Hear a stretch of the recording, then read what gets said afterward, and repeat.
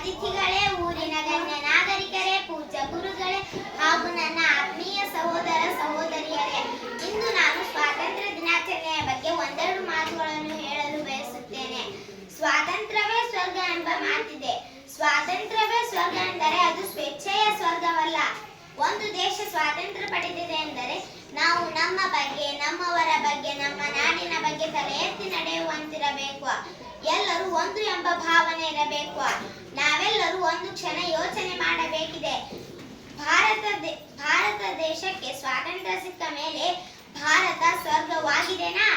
ಎಲ್ಲಿ ನೋಡಿದರೆ ಅಲ್ಲಿ ಜಾತಿ, ಮತ, ಪಂಥ, ಪಂಗಡ, ಮೇಲು ಕೀಳು, ಬಡವ ಶ್ರೀಮಂತ ಎಂಬ ತಾರತಮ್ಯದ ಭಾವನೆ ಕಾಣುತ್ತಿದೆ. ಸಮಾಜದಲ್ಲಿ ಈ ಜಾತೀಯತೆ ಬೀಜವನ್ನು ಬಿತ್ತುತ್ತಿರುವವರು ಯಾರು? ಕೆಲವರು ತಾವು ಚುನಾವಣೆಯಲ್ಲಿ ಗೆಲ್ಲುವುದಕ್ಕೋಸ್ಕರ ಸಮಾಜದಲ್ಲಿ ಜಾತೀಯತೆ ಬೀಜ ಬಿತ್ತುತ್ತಿದ್ದಾರೆ. ಒಂದೊಂದು ಜಾತಿಗೆ ಒಬ್ಬೊಬ್ಬ ನಾಯಕರನ್ನ ನಾವು ತಯಾರಿಸಿದ್ದೇವೆ. ಆದರೆ ನಾವೆಲ್ಲರೂ ಭಾರತೀಯರು.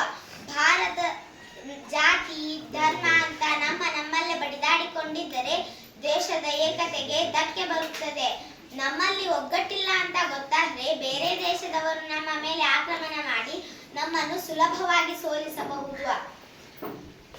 ನಾವು ಏನೇ ಆಸ್ತಿ ಅಂತಸ್ತು ಸಂಪಾದಿಸಿದರೂ ಅದು ದೇಶ ಉಳಿದರೆ ಮಾತ್ರ ಉಳಿಯುತ್ತದೆ. ಆದ್ದರಿಂದ ನಾವೆಲ್ಲರೂ ಒಗ್ಗಟ್ಟಿನಿಂದ ಇರೋಣ. ನಾವೆಲ್ಲರೂ ಮೊದಲು ಭಾರತೀಯರು. ಭಾರತದ ಐಕ್ಯತೆ ಕಾಪಾಡಿಕೊಂಡು ದೇಶದ ರಕ್ಷಣೆಗೆ ಸದಾ ಸಿದ್ಧರಾಗಿರೋಣ. ನನ್ನ ದೃಷ್ಟಿಯಲ್ಲಿ ಸಮಾನತೆಯೇ ಸ್ವಾತಂತ್ರ್ಯ. ಆದ್ದರಿಂದ ದೇಶದ ಎಲ್ಲ ಜನರನ್ನು ಸಮಾನತೆಯಿಂದ ಕಾಣೋಣ. ಈ ಸ್ವಾತಂತ್ರ್ಯೋತ್ಸವಕ್ಕೆ ಒಂದು ಅರ್ಥ ಕೊಡೋಣ ಎಂದು ಹೇಳಿ ನನ್ನ ಈ ಚಿಕ್ಕ ಭಾಷಣ ಮುಗಿಸುತ್ತೇನೆ. ಜೈ ಹಿಂದ್, ಜೈ ಭಾರತಾಂಬೆ.